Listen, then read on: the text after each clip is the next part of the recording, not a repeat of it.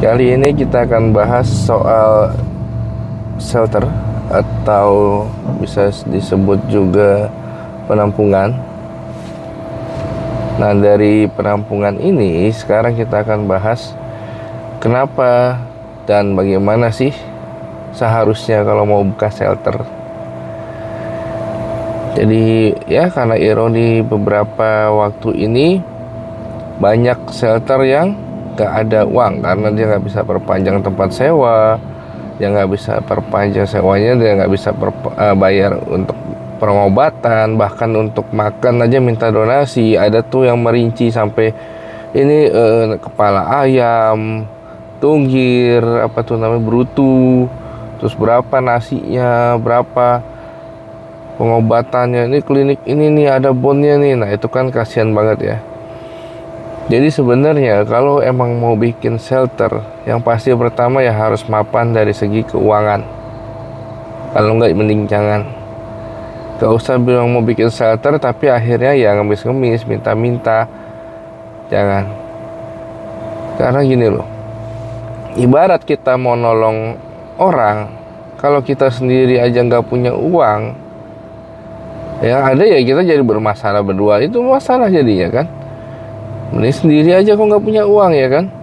Nah kalau punya uang ya nggak usah lah pakai misalnya uangnya nggak banyak gitu kan, ya nggak usah sok-sokan bikin shelter, kan bisa street feeding, kasih makan anjing-anjing terlantar di jalan, atau adopsi yang sesuai kemampuan. Ya bisanya cuma 1 atau 2 ekor, ya udah 2 ekor, nggak usah maksain oh harus jadi ini nih banyak 10-20 ekor. Oh nanti tapi galang donasi, itulah. Ya, jadi kalau charity, nama charity kan itu kalau kita mampu. Jadi bukan malah menambah masalah, udah nggak mampu tapi dipaksa-paksain. Wah, ini ada 10, ini belum ada yang donasi, belum ada orang tua asuhnya. Nah, itu kan jadi gimana ya? Ya, berlebihan gitu loh. Ya, tolong sesuai kemampuan. Kalau emang kita belum bisa bikin shelter dengan ratusan atau ribuan ekor, kita kasih makan tiap hari dengan uang kita sendiri tentunya ya, bukan minta-minta. Oke? Dan juga untuk lebih parah sih, kalau saya lihat lebih parah kemarin ada yang shelternya pemerintah minta donasi. Jadi dia penampungan tapi minta donasi. Nah ini sih dari namanya kayaknya punyanya plat merah gitu. Itu lebih parah. Kenapa? Karena sebenarnya kan dananya untuk dari pemerintah itu sebenarnya banyak gitu loh. Contoh, kita beli dog food aja udah PPN-nya 10%. Beli mainan aja udah PPN-nya juga 10%, bahkan 11% sekarang ya. Terus kebutuhan anjing segala macam itu ada PPN-nya. PPN-nya aja 10%. Bayangin kalau beli misalnya dog food. Karena saya pakai Taste of the Wild yang 18 kilo. Jadi Taste of the Wild 18 kilo itu harganya 2.130.000. Ya, 2.130.000 biasa sebulan bisa 3 atau 4 sak. Nah, itu 2.130.000 aja kalau satunya 10% pajaknya udah 210.000. Kan nggak cuman kita doang yang beli Taste of the Wild ya. Banyak juga yang beli kan. Bayangin aja udah berapa. Ya kan? Itu baru dari pajak beli ya, belum pajak masuk. Ya kita tahu lah, namanya barang masuk, barang impor pasti ada kena pajak. Itu aja juga kenakan pajaknya kan. Nah itu kan sebenarnya harusnya bisa gitu, pemerintah bikin satu shelter yang proper, yang bagus gitu loh, tanpa minta donasi. Ya kan? Ya ibarat kayak ini loh, vaksin rabies gratis kan itu bisa. Kenapa penampungan nggak bisa? Toh kalau dilihat-lihat juga hewan juga, penampungan hewan nggak terlalu banyak kok.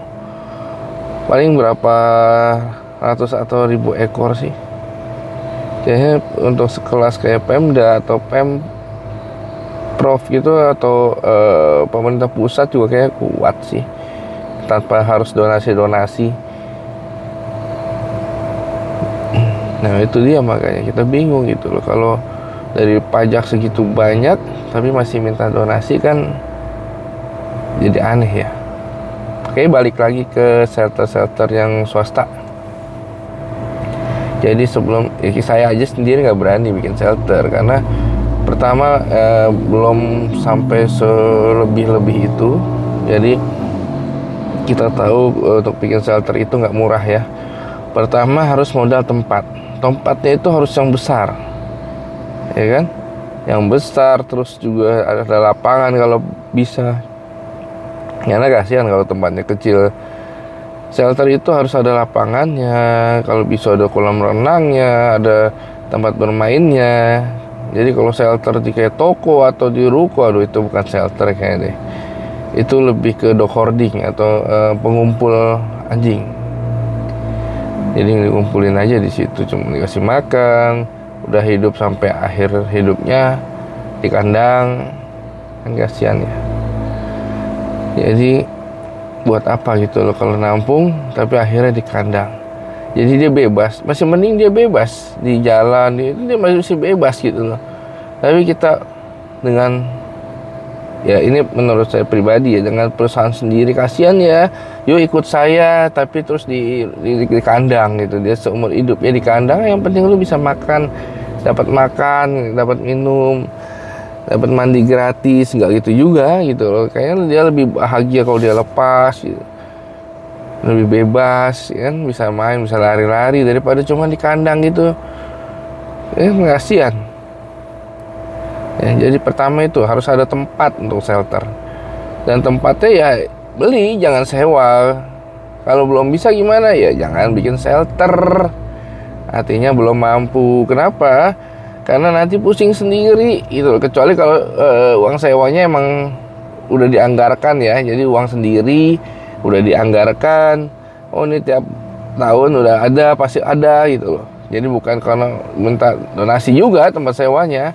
Ya kalau minta sewa donasi, terus kasih makan donasi. Nah, ini modal tenaga doang. Ini kasihan juga kan. Terus kalau tiba-tiba lagi donasinya nggak ada gimana? Nah kan pusing. Akhirnya di medsos, tolong beras habis. Kalau beras habis, joget chatboard dong. Nggak ya, bercanda ya.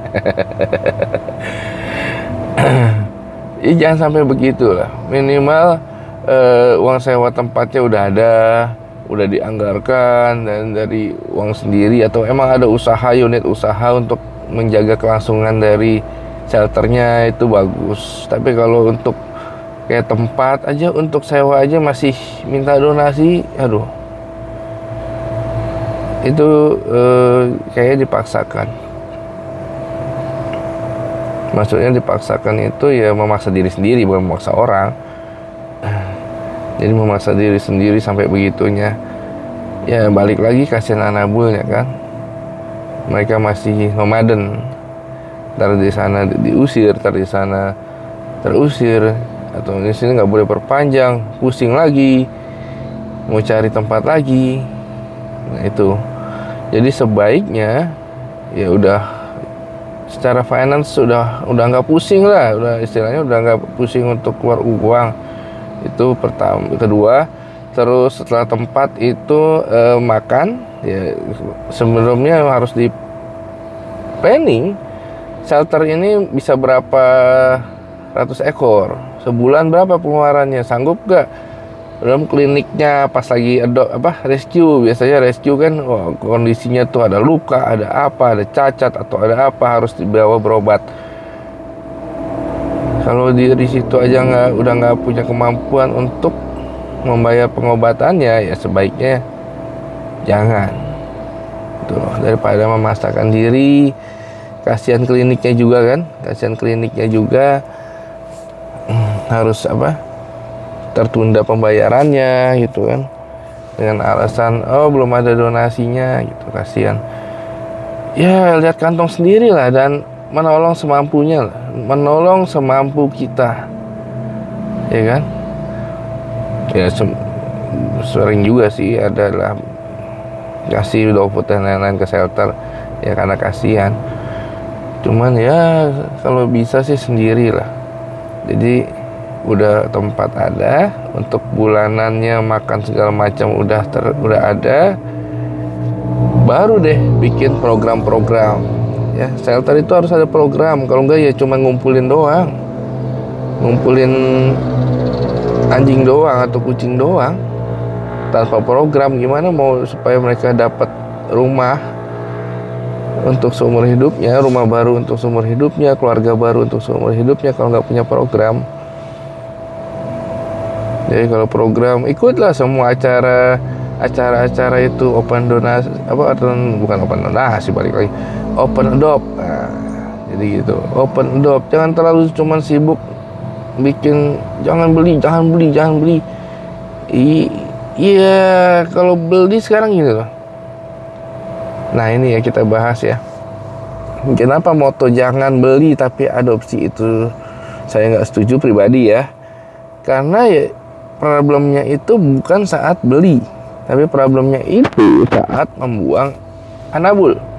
Dan kebanyakan, hampir mayoritas yang membuang anabul itu, yang dibuang itu mix dan kampung. Ya ada kalau anjing ras mungkin beberapa ya, tapi lebih banyak yang mix breed, mongrel ya, kampung itu jauh lebih banyak. Jadi kayaknya program untuk kayak gitu udah nggak relevan. Lebih tepatnya ya jangan buang, itu lebih pas, jangan buang. Kalau jangan beli anjing terlantar udah banyak, itu kayak bilang ke orang, lu jangan punya anak-anak terlantar di yatim di panti asuhan tuh banyak, anak-anak terlantar yang di jalanan tuh banyak. Ya nggak juga sih, ya, buktinya yang ngomong itu juga, yang ngomong jangan beli tapi adopt anjing juga kan punya anak, ya nggak? Ngapain punya anak? Kan katanya banyak tuh di panti asuhan tuh banyak anak terlantar banyak. Kalau kita logikain samain ya, kenapa kamu punya anak? Ambil aja di panti asuhan adopsi. Enggak gitu. Oke? Jadi masalahnya itu saat membuang, bukan saat beli. Ya kan? Mau beli, mau adopsi bebas. Tapi kalau untuk kalangan profesional, untuk penjagaan dan lain-lain ya nggak bisa adopsi, karena kita perlu seleksi, kita perlu untuk terah-terah apa saja yang emang qualified untuk melakukan tugas kayak gitu ya. Itu mesti breeding. Jadi jangan dimusuhin breeder itu, sebenarnya ya breeder yang benar. Saya lagi ngomong breeder yang benar, bukan breeder yang puppy mill yang nggak benar. Jadi saya lagi ngomong breeder yang memang breeding itu untuk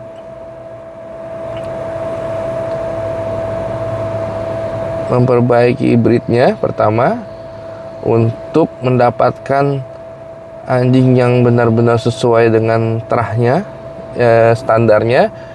Terus juga untuk fungsi. Jadi ada yang breeding itu untuk jual anjing jaga, untuk anjing pelacakan ya. Nah, mereka semua punya tujuan. Jadi nggak cuma asal breeding atau komersil. Jadi nggak cuma itu. Tujuannya ya supaya ras yang mereka cintai itu dapat terus bertahan, dapat melakukan fungsinya dengan baik, ya, dapat berkarya dengan baik. Itu fungsi-fungsi breeder. Jadi nggak semua breeder yang dibilang kayak, oh gara-gara kamu breeder kamu cari uang dari jual nyawa ya, apa itu. Tapi mendingan cari uang dari jual nyawa sih daripada ngemis minta-minta duit. Ya enggak? Karena jual nyawa ya, kita mau fosternya, mau ibu barunya, rumah barunya itu nyaman buat dia. Saya jual anjing mahal misalnya, jual anabul mahal, otomatis kan pasti dirawat, karena kan udah keluar duit yang lumayan, nggak disia-siakan. Jadi nggak disia-siakan karena udah jualnya mahal, sayang kalau disia-siakan gitu kan. Nggak ada yang salah dengan itu. Ya setidaknya lebih baik daripada mengemis, ya kan? Lalu berikutnya, jika ingin open adopt, Ya jangan terlalu banyak syarat, jangan terlalu ribet. Kenapa? Ya yang adopt juga pasti, misalnya contoh, ada yang misalnya mau adopsi, ganti biaya steril atau ganti makan. Ganti biaya steril, ganti makan. Ingat, kan makannya donasi. Lah waktu steril juga kan donasi. Jadi kalau mau adopsi aja harus keluar lagi biaya steril, bukan malah jadi dapat dua kali. Dulu waktu steril juga uang donasi kok, bukan uang sendiri. Ini orang mau adopsi disuruh bayar steril lagi yang udah dibayar waktu itu dengan donasi.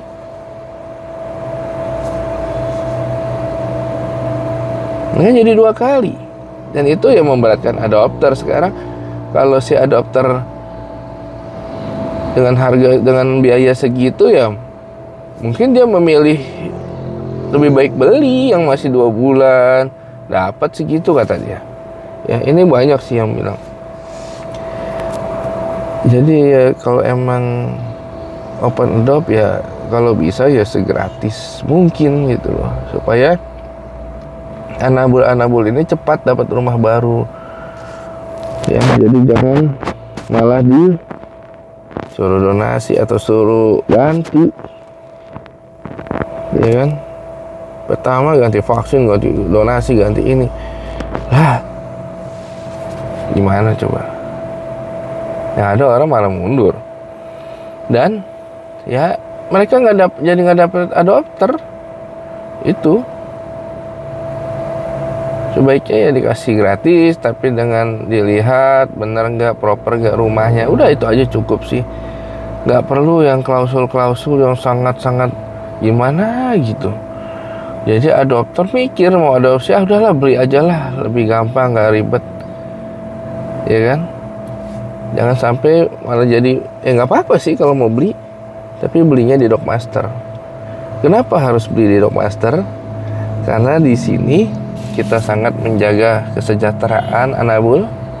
Bahkan kalau kita jualan itu aja, buat kita itu kandangnya itu pasti ada bednya, ada ranjangnya, ada mainannya, air yang bersih, terus ada yang standby untuk bersihin pupnya, untuk pinya.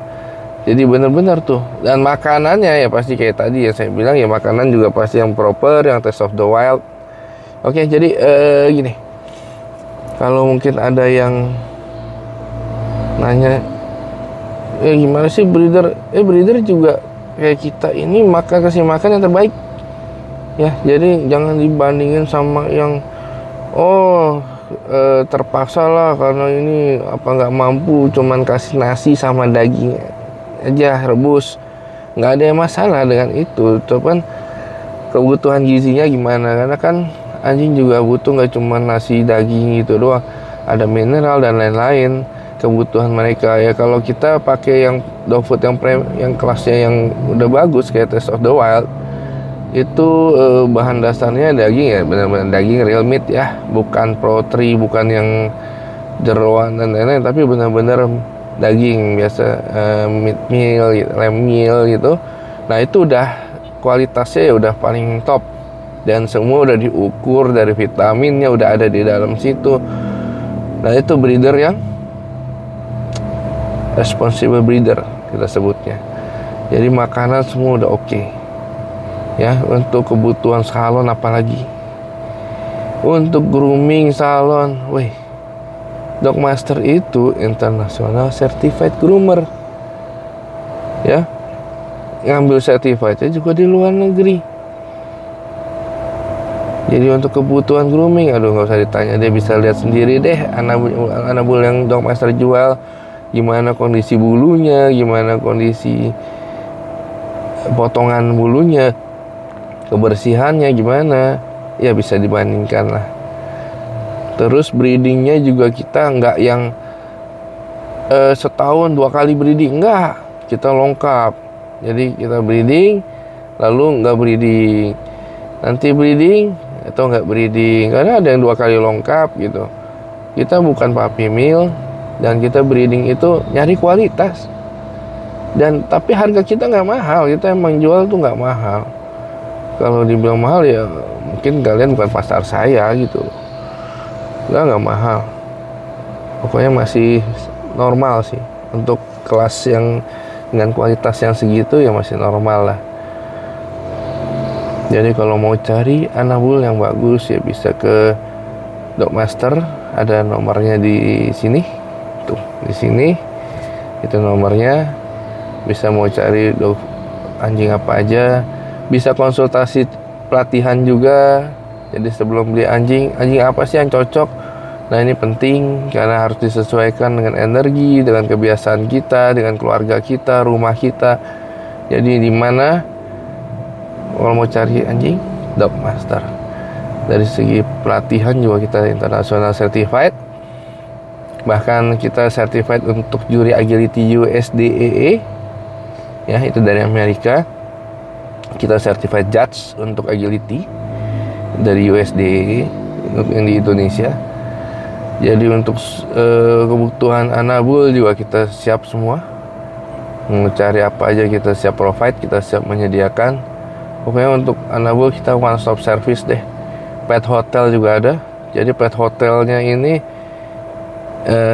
nggak pakai kandang karena kita bukan pet hotel yang kayak di ruko-ruko gitu. Enggak, kita di rumah. Jadi benar-benar diawasin 24 jam langsung oleh kita. Jadi bukan cuma staff, tapi kita sendiri yang turun tangan untuk mengawasi. Dengan pengalaman kita yang baru, mungkin ya baru 23 tahun, 24 tahun di dunia anabul di Indonesia. Bisa lah. Oke, kalau ada pertanyaan bisa tanya di komentar atau langsung WA, bisa tanya-tanya untuk seputar anabul kebutuhannya. Yang harus diingat, tidak ada yang melarang untuk buka shelter, tapi pastikan mampu dulu. Mampu itu maksudnya mampu mandiri shelternya, bukan hanya karena donasi. Kalau mampu berdiri mau donasi nggak apa-apa, tapi ingat harus tetap mampu dulu.